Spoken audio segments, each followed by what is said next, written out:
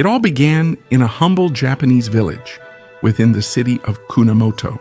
There, in 1898, Naoichi Minami was born, who would later become the father of Alberto Fujimori. 15 years later, in that same place, his mother, Mutsue Inomoto, would be born. Neither of them imagined that by coming together, they would form a family destined to change the course of a distant and unknown country. Mutsu came from a family belonging to the old samurai class. Her grandfather had been a traditional Japanese warrior with helmet and katana. The discipline in her home instilled in her a wealth of qualities. From childhood, she learned to work hard and adapt to scarcity, which was even more common for her future husband. Naoichi Minami's family was so poor that they couldn't support him. So at the age of 13, he had to be given up for adoption to some distant relatives who were never able to have children. Kintaro Fujimori and his wife Hagi adopted him and gave him their last name. Thus, the young Naoichi Minami legally became Naoichi Fujimori. 8 years later, at 21, and with a small suitcase full of hopes, he set off for Peru in search of work, stability, and a decent future. In his youth, he worked as a tailor, cotton picker, and construction site guard. It was difficult, but his determination helped him overcome obstacles. Many years went by, until in 1934, at the age of 36, Naoichi felt that the time had come to start a family. He traveled back to Japan in search of a wife, and there he married Mutsue Inomoto. At the end of that same year, they returned together to Peru, determined to put down roots far from their homeland. Soon, they formed a large family with 5 children in total. The second of them, born on July 28, 1938, would engrave his father's adopted last name in several of the most controversial and unforgettable pages of Peru's history. His full name would be Alberto Kenya Fujimori, because Mutsui had adopted her husband's last name when they married in Japan. Those early years as a family were not easy for the Fujimoris. Naoichi continued working as an agricultural laborer, harvesting cotton and sugarcane on a large estate on the outskirts of Lima. But after years of saving and with the accumulated fatigue from a hard and poorly paid job, he made a decision to quit and start a business he had been watching very closely: tire retreading. Many of his fellow countrymen had started to succeed in that field, so he took the risk. He rented a modest apartment in a house located on Grau Avenue and a piece of land where he would start a new chapter for his family. At the end of 1939, Naoichi opened the Grau retreading shop and began to feel a certain stability. However, the apparent calm was shaken by the international context. With the outbreak of the Second World War, hostility against the Japanese community in Peru grew, and it worsened drastically in 1942 after the surprise Japanese attack on the Pearl Harbor naval base. That year, Manuel Prado Ugartechi's government, under United States pressure, cut diplomatic ties with Japan and issued a decree that changed thousands of Nikkei families' lives. Businesses were expropriated, bank accounts were frozen, and properties were seized. Community gatherings were prohibited, as was the use of the Japanese language. Within weeks, hundreds of immigrants were stripped of their rights.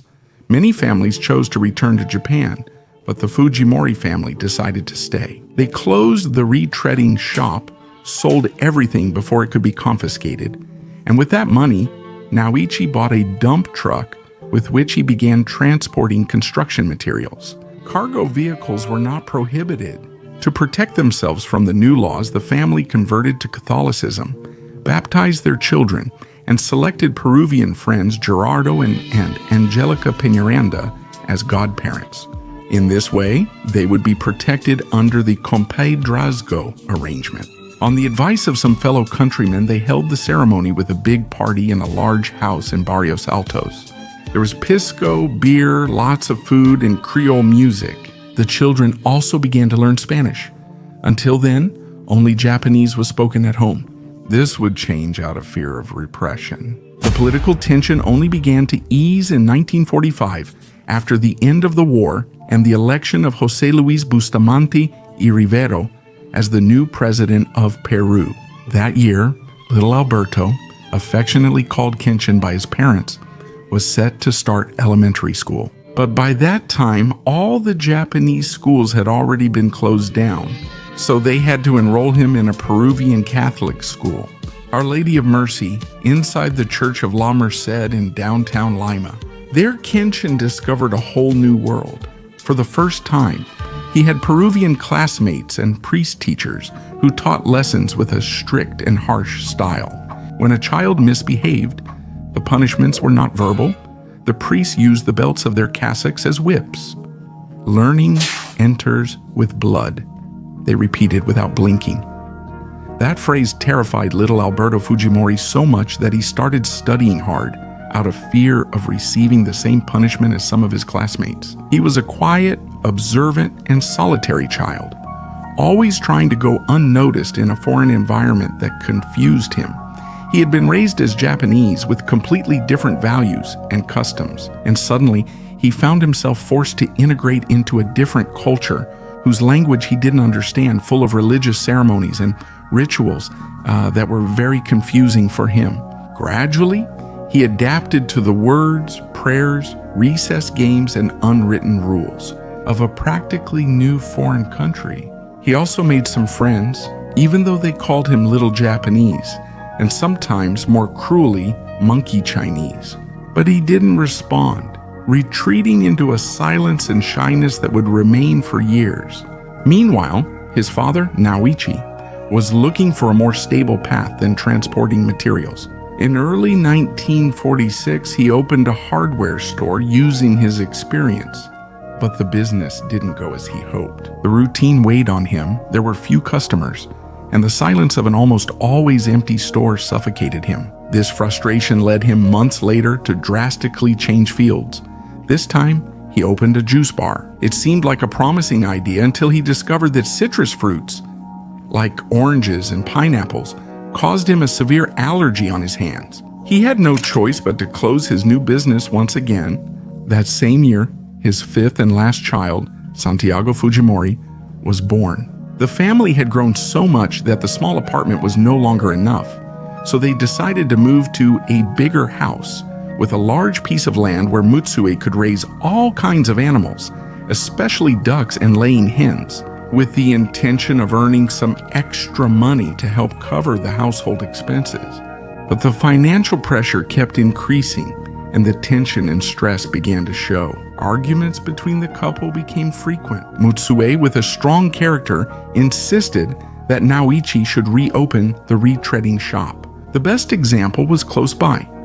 The Iguchi family, their neighbors on Grau Avenue, had succeeded in that business, but Naoichi didn't want to return. He chose to seek new opportunities. Hard times had returned. Because of this, they had to make a difficult but necessary decision. They had to withdraw little Alberto from his private school and transfer him to a public one called La Rectora, where he would attend third grade. The change was abrupt, since in that new environment, racial discrimination became more evident. It was no longer just the children who called him Korean, even though they knew he was of Japanese origin. The adults did it too. The prejudice in those years was still deeply rooted and fueled by American movies shown daily in Lima's theaters. In those movies, the Americans were the heroes, while the Japanese and Koreans were always portrayed as cruel and treacherous enemies. That narrative deeply influenced the collective perception. Only over the years would that prejudice gradually fade away. Despite everything, little Kenshin stayed at La Rectora school throughout elementary school. He was a responsible student with above-average grades, though not outstanding in any area. But everything changed when he started sixth grade. That morning, teacher Dora Escalona entered the classroom for the first time. Her presence impacted him immediately. She had an elegant figure, a freckled, delicate face, and a gentle, calm manner of speaking. It was then that something new was born in him. For the first time, he felt a deep attraction to a woman. Driven by that impulse, he set out to impress her. He began to study mathematics, history, biology, and literature with more dedication than ever. He approached everything with care. That discipline helped him discover that he was really good at studying. The high grades started to boost his self-esteem, so he didn't stop studying. When he wasn't in class or doing homework, he helped his father with the new family business, a flower shop. This was an idea that did have Mutsui's approval. Naoichi rented a large plot, 820 square meters, at 790 Camino Real Avenue, directly across from the Lima Golf Club. The whole family moved there. It was among the city's most exclusive areas. Naoichi had no experience in the field, but he trusted that the privileged location would guarantee success, and he wasn't wrong. Very soon, they started receiving orders for bouquets, flower baskets, and wreaths for funerals. The work multiplied, and everyone in the family had to help. Alberto was in charge of deliveries. Riding his Monarch bicycle, he delivered the arrangements around the neighborhood before and after going to school. The success was so remarkable that competition soon appeared, so they had to improve the quality of their products. Over time, Alberto became an ikebana basket assembly expert. His refined technique even surpassed that of his mother. To encourage him, his family would say he had a natural talent, a real gift for that art. That's how he developed a particular fondness for nature and plants. This would add to his growing fondness for studying. Throughout that year, Alberto worked hard to reach the top of his class, inspired by Professor Escalona, motivated by the hope of sparking some sign of amazement or admiration in her, a look of recognition. That desire turned into confidence, and that confidence into security, a silent process that began to shape his character, and he was going to need it. Because in 1952, when he finished elementary school, he was transferred to another school again. This time, he would enter the Gran Unidad Escolar Alfonso Ugarte. To achieve this, he had to pass a rigorous entrance exam. Thanks to the encouragement he received from his memorable teacher, Purimania, he applied and was admitted, taking first place among the accepted students. The family proudly celebrated the news.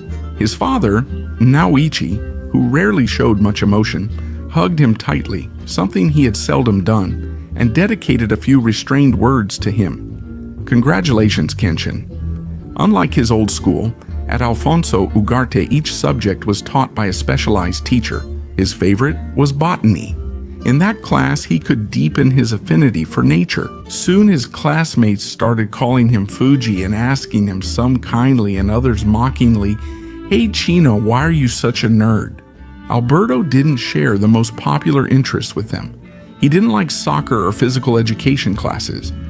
He didn't watch the same movies as everyone else either, like The Lone Ranger, Captain Marvel, or Tarzan. Nor did he get excited about the color comics that others devoured, like Superman, Batman and Robin, Archie, or Popeye the Sailor. While his classmates discussed parties, movies, and sports, he preferred to spend Saturday afternoons at the National Library or at the Studium bookstore on Colmena Avenue, browsing science fiction novels, especially those by Alexandre Dumas. On Sundays, he went fishing with his brother Pedro at Agua Dulce Beach.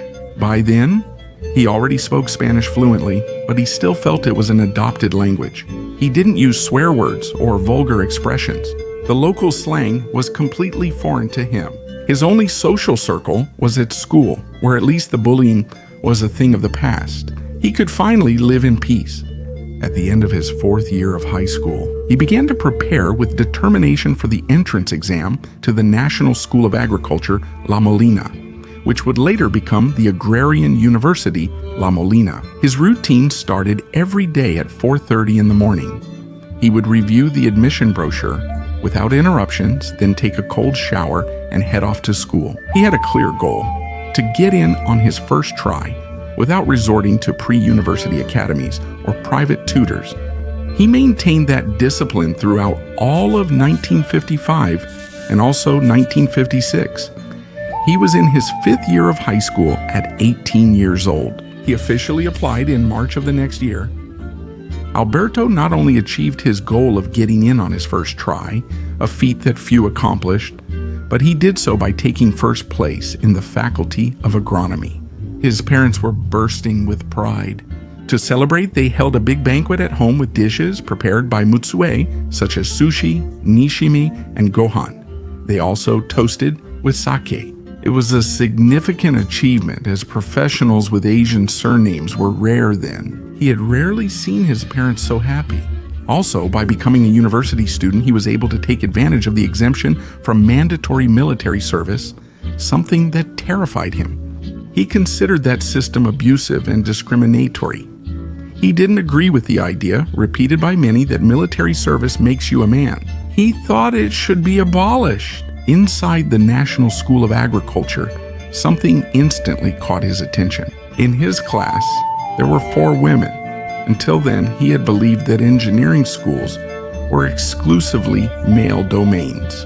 But when he saw his female classmates studying and excelling, often getting better grades than the men, he began to question some traditional principles he had absorbed at home, typical of Japanese culture. Little by little, he started to embrace new ideas. Despite the progress, he still struggled to fit in. He was still that shy, low-profile boy, confident in some ways and very insecure in others. He trusted his mind, his academic discipline, but he found it hard to connect, to make friends with classmates or teachers.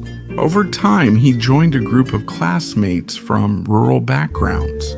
He felt much more comfortable among them than in middle or upper class circles. His friends lived on campus and worked there to cover their basic needs.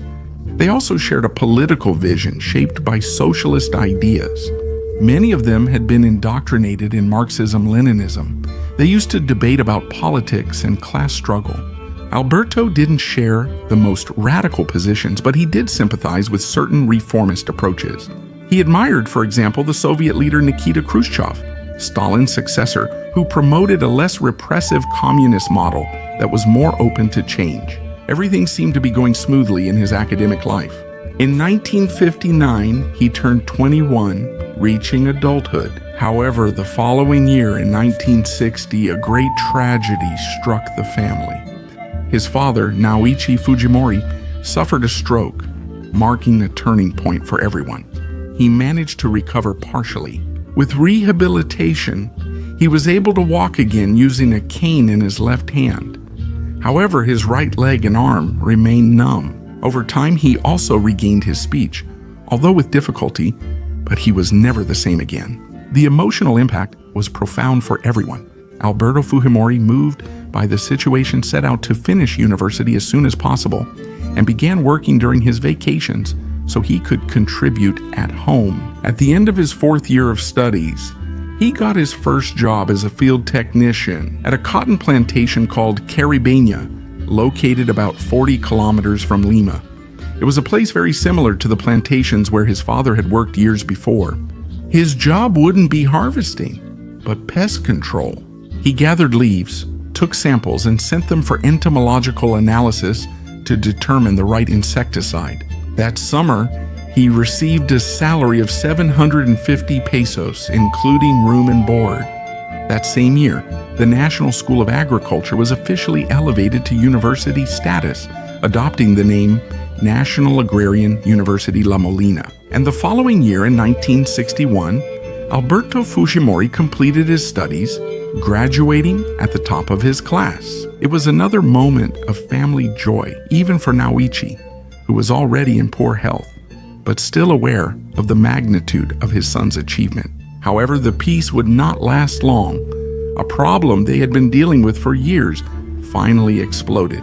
It began when the owner of the El Gulf Avenue property, where the Fujimori flower shop was located, asked them to vacate. Naoichi, then Lucido, refused. With the help of a lawyer friend, also of Japanese origin, he filed legal actions that managed to delay the return process for several years. But the legal deadline ran out. And in 1961, shortly after Alberto's graduation, the final court order arrived. They would be evicted. The eviction was immediate, and there was no time for regrets. They had to urgently move furniture, tools, and belongings. Alberto, recently graduated and unemployed, devoted himself to helping with the move and relocating the family business. San Isidro had become unviable. The prices were too high and there were no longer any plots with the necessary conditions. They then chose to move to Santa Marta, an area located at kilometer 15 of the Central Highway, next to the railroad tracks. It was a semi-rustic neighborhood. It had electricity, but lacked drinking water and sewage. There, Alberto took on the responsibility of overseeing the construction of a new infrastructure.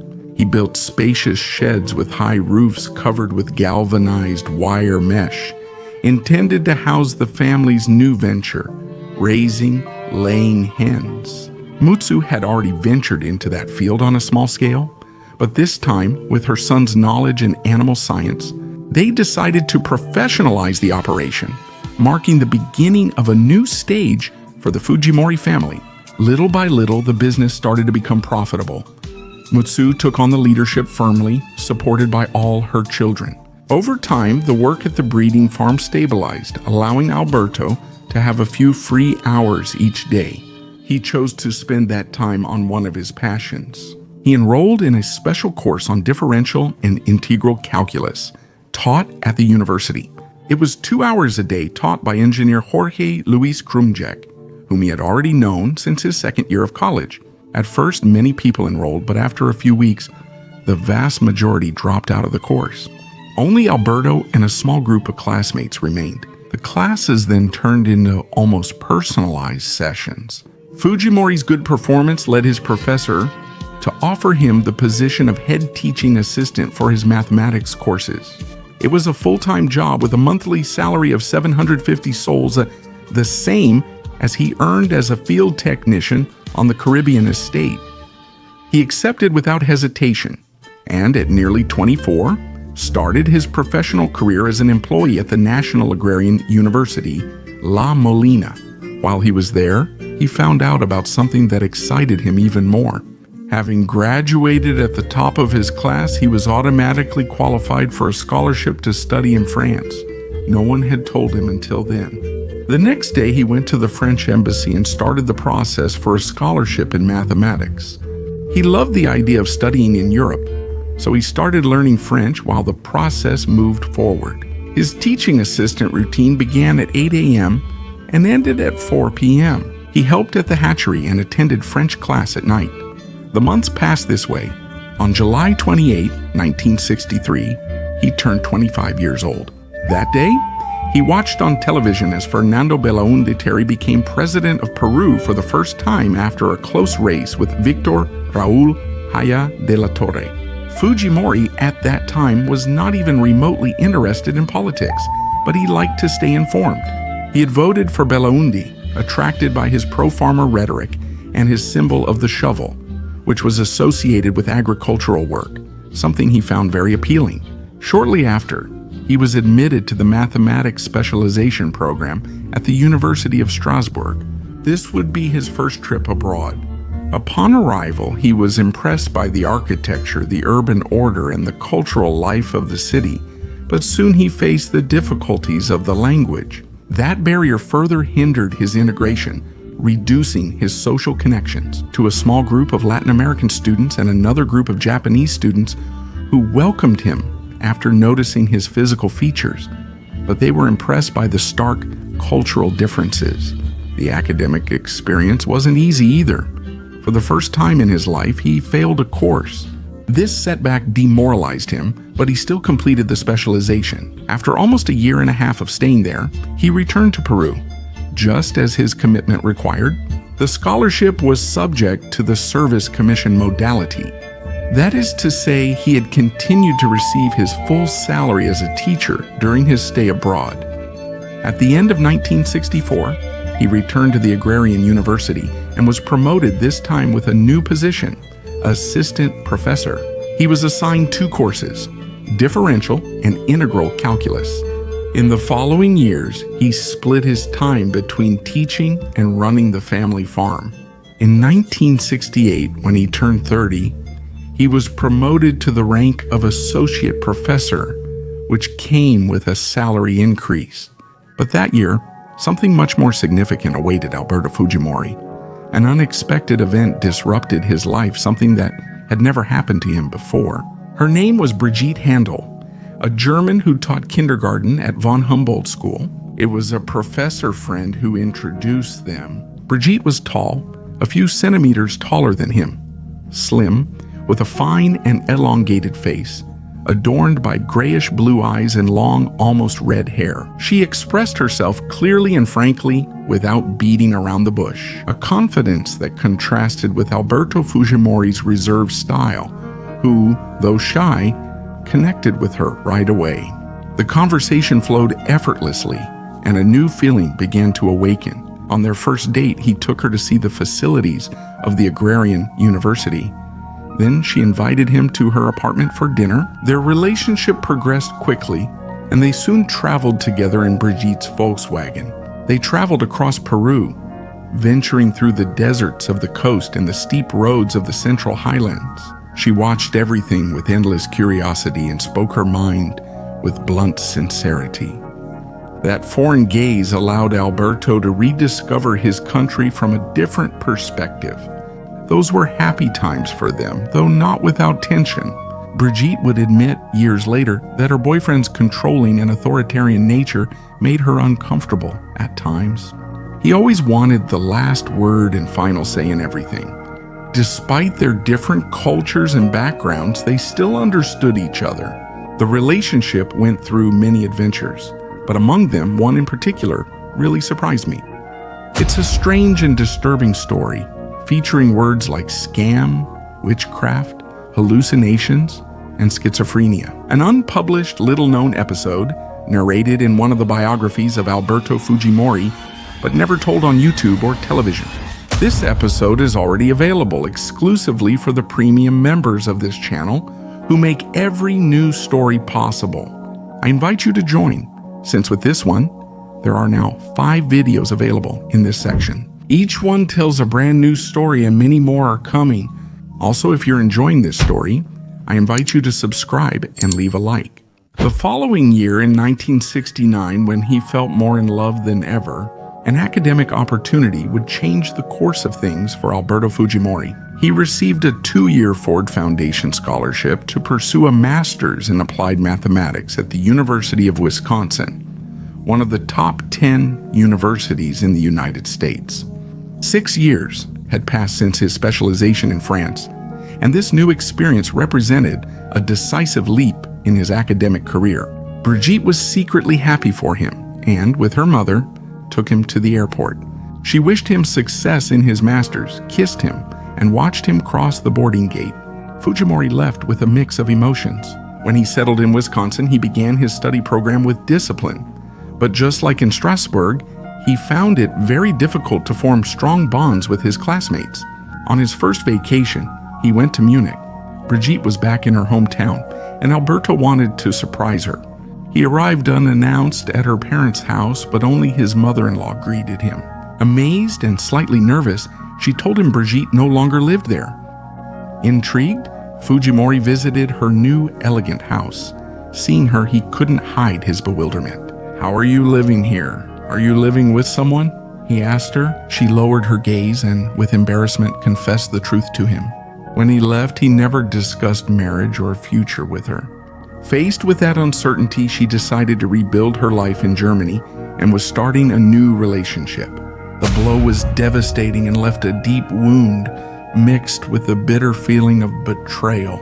This was his first and last heartbreak. Seeking relief, he decided to travel to Japan to reconnect with his roots and distract his mind, not suspecting that he would soon receive an even harder blow. On July 16, 1971, his sister Rosa called him from Lima to give him the worst news. His father, Naoichi Fujimori, 72 years old, had died. Alberto's world collapsed, but he decided to stay and finish his master's degree instead of returning to Peru. Finally, in July of 1972, shortly before turning 34, he returned to his country, knowing that he had an outstanding commitment with the Agrarian University. The agreement required him to work there for at least double the length of his Wisconsin training. But when he arrived, he found there was no rush. The university was occupied and paralyzed by the Student Federation, backed by the left-wing parties. He resumed his lectures on differential and integral calculus in 1973, during a turbulent period, as Velasco Alvarado's military government plunged the country into a deepening economic crisis. The fiscal deficit grew, the currency devalued, and inflation surged uncontrollably. At the university, questioning the regime wasn't allowed. The institution did not express political support for the agrarian reform, but it collaborated technically and academically. Alberto Fujimori became, like many professors, a silent witness to the devastating effects that the military regime's policies were causing in Peruvian agriculture. However, his greatest concern during those years was not the national economy, but his personal life.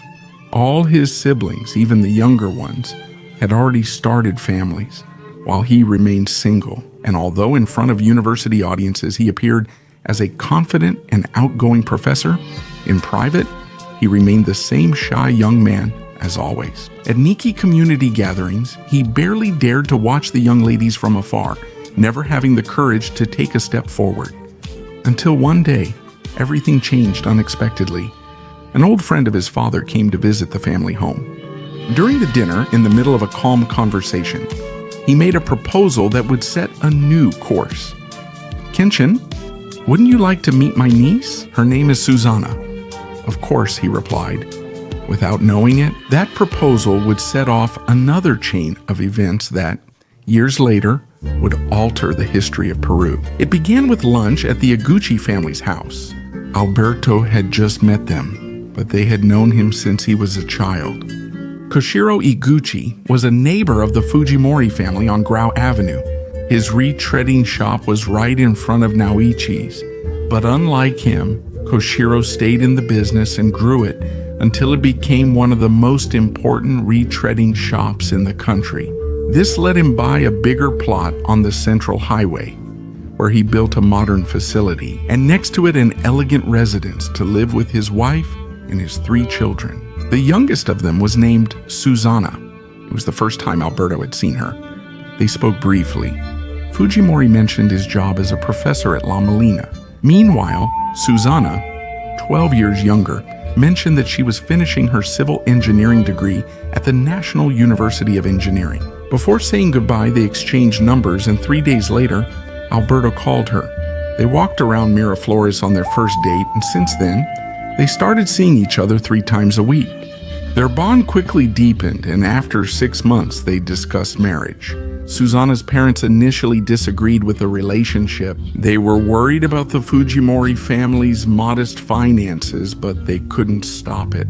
Alberto proposed to Susana, and they set their wedding for July 25, 1974. First at the Surco City Hall, and then at the San Pedro parish in Lima with about 80 guests. The next day, they left for their honeymoon. The trip began in Santiago, continued to Buenos Aires and Asunción, and ended in Rio de Janeiro. Back in Lima, Fujimori returned to his routine and spent time helping his wife finish her thesis. Once she became an engineer, they decided to focus on growing their family. Fujimori was certain his firstborn would be a boy, even dreaming of it. However, back then there was no way to know the gender in advance.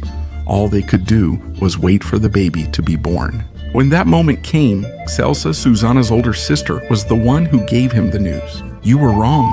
It's a beautiful baby girl with lovely slanted eyes," she told him. Alberto was stunned with a mix of surprise and disappointment. On that May 25th, 1975, he met the first of his 4 children. Her name would be Keiko Sofia Fujimori Iguchi. Everyone welcomed her with great affection, and she soon became the light of the family. Then his expectations completely vanished. The country was going through difficult times during those months. The coup d'etat by Morales Bermudez against Velasco Alvarado opened a new chapter in the military dictatorship. And in 1976, the situation became critical. A traumatic devaluation of the currency shook the economy. The dollar, which until then had cost 45 sols, suddenly jumped to 65.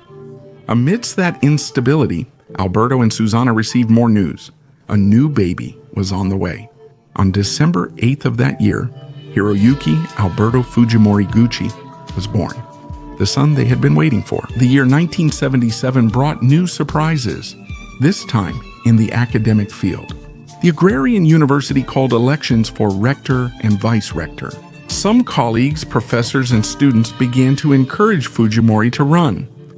There was something different about him that everyone noticed, an unpretentious seriousness, a sobriety that inspired trust. Alberto, flattered, agreed to run for the position of vice-rector. It was a tense campaign, marked by alliances, sincere support, but also by intrigues and betrayals. In the end, he couldn't prevail. The defeat left a bitter taste, so he changed his goals. One night, while they were having dinner, he said to his wife, "Susie, with your civil engineering degree, we could start a construction company." The idea wasn't crazy. Her father-in-law had given them a considerable inheritance advance, 100,000 United States dollars in cash, and 2 houses located in the district of La Victoria. With that foundation, they began buying land and building small apartments. Alberto oversaw construction, while Susana handled municipal paperwork and permits.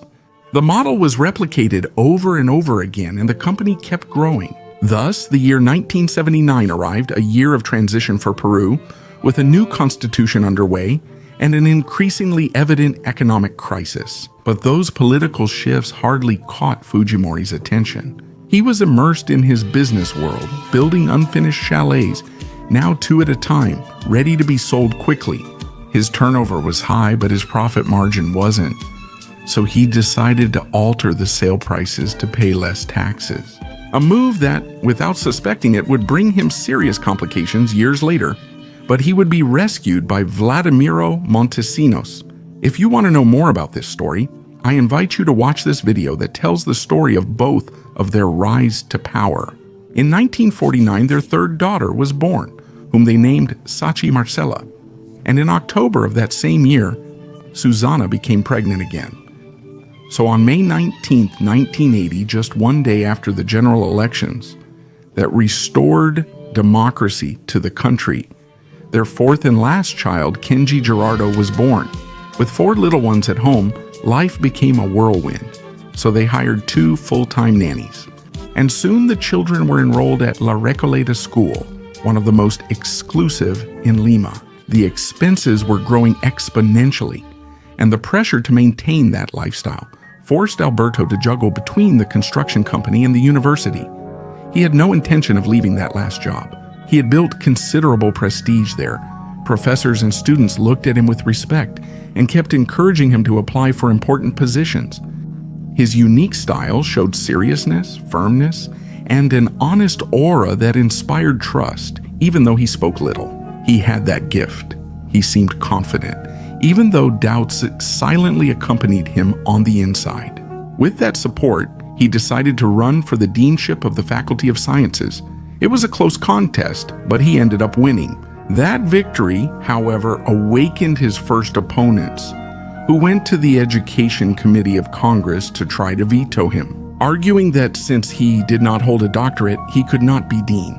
However, the agrarian university was experiencing a minor revolution at that time.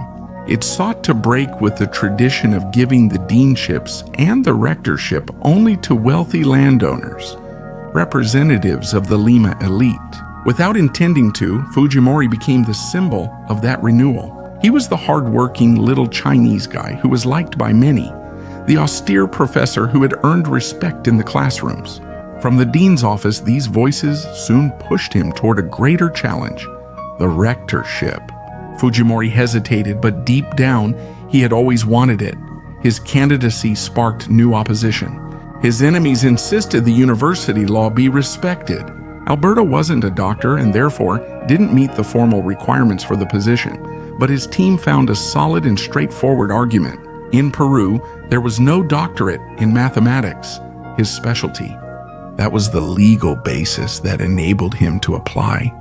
That small victory against his opponents further consolidated his image as a strategist. The decisive day arrived. The 38 members of the University Assembly cast their votes, and with 23 in favor, Alberto Fujimori was elected rector of the National Agrarian University La Molina. He was 46 years old when he reached the highest authority within the institution, a position he would hold between 1984 and 1989. When he won, it was impossible for him not to remember that time his wife hired a fortune teller healer named Berta. She had made him a prediction 3 years earlier that was unthinkable at the time, but today it was coming true. "You are going to occupy the big chair at the institution where you work." Those were her words. Fujimori had not forgotten them. From that moment on, his trust in her was blind. Berta filled him with confidence and motivation, and he was going to need them. Because his term as rector coincided with a complex scenario: prolonged teacher strikes, workers' demands, deficiencies in infrastructure and basic services. Unlike his predecessors, he began to address these problems and to cultivate a completely different style: approachable, direct, and populist. He was with the students, with the workers on the farms, and with the maintenance departments, much more than with the high-ranking authorities. His image as a humble and efficient manager began to resonate within the university community. Gradually, he started to develop unexpected leadership. Meanwhile, the country faced darker years as terrorism rose and the economy spiraled into inflation and poverty. Shortly before Fernando Belaunde finished his term, Fujimori was invited to a lunch at the government palace, from which he left extremely disappointed. He found a shallow president, lacking vision or plans to address urgent problems. That disappointment led him to look at the 1985 elections with indifference, where Alan Garcia would become the president of Peru, only to embody a disastrous government, even worse than the previous ones. Soon, terrorism and inflation reached unimaginable levels. Fujimori had not voted for Alan Garcia, nor did he sympathize with his policies or his party. However, fate would make him a key ally for what was to come next. At that time, his prestige as a rector was on the rise. He received honors and honorary doctorates from Gimblocks University in Belgium and San Martín de Porres University in Peru. His position also made him an active member of the National Assembly of Rectors, an organization that brought together the highest university authorities in the country. 20 of its members came from public institutions and 8 from private ones. There, with a total of 28 rectors, he was first elected vice president and then, in 1987, president of the Assembly of Rectors. His leadership found support, especially among public universities. Fujimori didn't have a natural talent for personal relationships, but he had something more powerful: that gift which had involuntarily made him a natural leader. Even Alan Garcia himself could sense it. That's why in October of that year, he offered him the Ministry of Agriculture, an offer that Fujimori turned down. He didn't want to get involved in a government that was already showing signs of a catastrophic outcome. Garcia had just nationalized the banks. However, he accepted the second of his offers, to host a debate program about agricultural topics on the state channel. The program was called Concertando and featured the participation of specialists from other sectors. Despite his shyness and lack of experience on television, Fujimori accepted the proposal with enthusiasm. The program was not a success in terms of audience, but it gave him key media exposure and brought him closer to political circles. One afternoon, Berta, the fortune teller whom he and his wife often visited, the same one who had predicted his rectorship at La Molina years before. She showed up at his doorstep, this time to deliver an even more surprising revelation. "Engineer, you will soon hold the most important position in the country." Fujimori looked at her in bewilderment. Political ambitions were already on his mind, but he never thought they could go this far. To be president? Until then, he had only seen himself as a possible councilman of Lima. He had even tried to join Ricardo Belmont's municipal list, but he was rejected. That new announcement from Berta shook him, and little by little what seemed like a crazy thought began to grow inside him, until it became a silent obsession. One night during family dinner, he decided to break the silence with his wife and children. "I've been thinking about running for president of the Republic. What do you think?" The dining room echoed with shouts of excitement.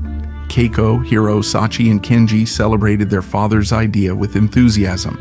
Susanna Higuchi, on the other hand, remained silent. She showed neither approval nor rejection.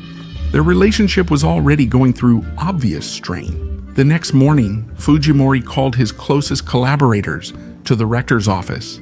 He revealed his plan to them as well. "But which group would you run with?" they asked him. Fujimori calmly replied with what he had already been considering for months: to form a new political party. He didn't say he intended to win. He knew that everyone would immediately think it was nonsense. Deep down, he thought so too, especially because Mario Vargas Llosa was leading all the polls with more than 50% of the vote intention, and he seemed on track to win even in the first round. His goal wasn't the presidency, but a Senate seat. Still, many viewed his project as a delusion. The rumors spread rapidly among colleagues and students. "Chino has gone crazy. He's blinded. What does he think of himself? His ego has gotten way too big. He won't even make it to senator." Fujimori learned these comments were circulating in the hallways, but he didn't hesitate. Convinced to proceed, he gathered his loyal followers. By late 1988, he began forming the political party Peru would soon know as Cambio 90. He used his role as president of the National Assembly of Rectors to seek support, but most people were skeptical and uninterested. His luck was different when he approached the evangelical Christian community, who gave him initial support. That support would be fundamental, since starting a party from scratch was not an easy task. The law required him to gather at least 100,000 signatures. The young Christians' enthusiasm was crucial. They suggested going into the streets to collect them, and gradually more volunteers joined. Fujimori had 100 t-shirts made with the Cambio 90 logo and set up a small one-story house in Salamanca as their base. From there, the volunteers organized themselves, going out every day to approach thousands of passers-by. Each signature mattered. The work was tiring, but worthwhile. They gathered 207,000 signatures. Over 80,000 were invalidated, yet they still met the requirement. In December of 1989, the OMP officially confirmed the registration of Cambio 90. Against all odds, they had done it. It was time to put together the presidential ticket and start the campaign. Fujimori had in mind some possible vice presidents, like the architect Elsa Galarreta, the merchant Edith Fernandez, and Justo Orellana, the president of the Association of Small and Medium Industrial Entrepreneurs of Peru, but all declined. The reason was clear: Cambio 90 was a new party with little influence or prospects. After much insistence, only businessman Maximo San Roman agreed, but they still had to complete the list for the Chamber of Deputies and the Senate. They needed 40 names. Fujimori tried to convince several professors from La Molina, but almost all of them refused because they didn't see any real prospects in the project. In the end, many positions were filled by evangelical pastors and others recommended by people close to him. With just 3 days left before the registration deadline, 6 spots remained open, which they filled with whoever was available. Wives of friends, a clairvoyant, and even a triathlon champion, among other names that Fujimori barely knew. The economic outlook wasn't in his favor either. The campaign budget had already been exceeded. Fujimori was going all in for his dream, for the hope of winning at least one seat in the Senate. However, he couldn't stop thinking about Berta's vision. That prophecy kept him going. It pushed him to believe even when everything seemed like an uphill battle. The names of Mario Vargas Llosa, Luis Alba Castro, Henry Pease, and Alfonso Barrantes were everywhere in the country, while his own name didn't appear. The media didn't pay attention to him. Only a few small radio stations gave him any space. So he decided to risk everything with a different strategy. He bought a small tractor and a cart. To these, a Toyota truck lent by the general manager of Mitsui was added. The vehicle was named the Fujimobile. With these vehicles, he improvised a traveling campaign going through the poorest neighborhoods and the most remote young towns of Lima. Standing on that tractor in the truck's bed, he proclaimed his promises with a megaphone: water, sewage, electricity, roads, schools, and health centers. Then, He would get down and walk among the people, shake hands, listen to complaints, and venture into areas considered highly dangerous, marked by violence and terrorist attacks. He seemed to have no fear and, on the contrary, gave the impression of being familiar with the hard life of Andean migrants and their rural jobs. The news started to spread. It was the first time a presidential candidate had gotten so close to the people. Fujimori broke with the traditional rules of politics. He didn't limit himself to rallies in central squares or formal speeches. His campaign targeted neighborhoods and streets one by one, and results began to show. His name, which until recently had been lost among the others in the polls, appeared for the first time with 4%. That small jump was a huge source of enthusiasm for him. With limited resources, he produced a commercial spot of just 30 seconds for the state channel. Private channels were out of reach for his budget. The routine became unstoppable. A new neighborhood daily, a different district weekly. Whenever he could, he took his children with him to reinforce that image of a father who taught his own the importance of being with those most in need. Soon, his presence transcended Lima. His message first spread among migrant families and then went viral, reaching every corner of the country. He didn't have billboards or numerous panels on the main avenues. His marketing was word of mouth, and it really worked. Within weeks, his voting intention rose to 9%, and newspapers that once ignored him began seeking him out. The press would set up early in front of his house to follow him on his tours through the human settlements of the capital. Success in Lima prompted him to expand his campaign to the provinces, where he sensed strong public support.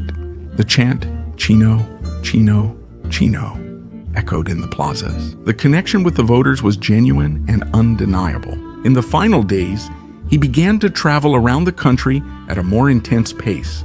And on April 5, 1990, days before the elections, he boarded a small plane heading to Jauja Airport. From there, he went to Huancayo, where he would hold his campaign closing event. A huge crowd overflowed the main square, filling more than 6 blocks around it. At the same time, Mario Vargas Llosa was doing the same at Paseo de la República in Lima. His gathering was large, but it didn't convey the same popular fervor.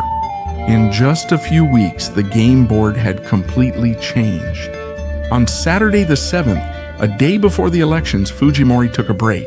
He traveled with his family to Pucusana, rented a boat, and went a mile out to sea, searching for silence and calm before the decisive day. The next morning, he went to vote accompanied by his wife, and as he walked toward the voting table, he heard among the crowd those typical hurtful phrases that always took him back to his school years. "Chinese, Japanese, why are you here?